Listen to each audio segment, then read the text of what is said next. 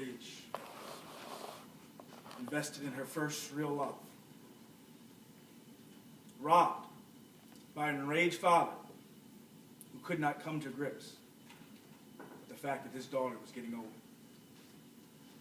Counsel suggests that we haven't shown you a loaded gun, and that's true. But you've heard all the evidence that's necessary to know that a gun was in Mr. Draft's possession on May 14, 2011. That Mr. Draft had the capabilities of firing a pistol on May 14, 2011.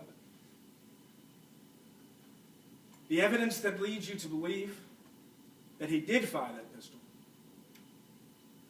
is the presence of two characteristically identical bullets, one at the crime scene and one in Mr. Draft's own pocket. Counsel brings up a letter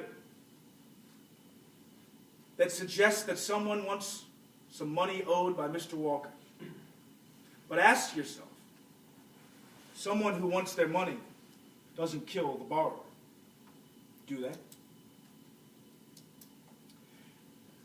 We have presented you with sufficient evidence and testimony that lets you conclude that Mr. Draft knowingly and intentionally murdered Mr. Walker on May 14th.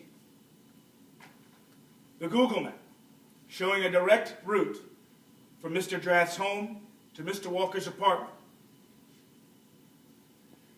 We may never know what happened when Mr. Draft arrived at that apartment, but we do know that Mr. Walker let him in because there was no signs of forced entry. We may not know whether a conversation ensued between Mr. Draft and Mr. Walker. We may not know whether Mr. Walker pled for his life. But we do know that bam, bam,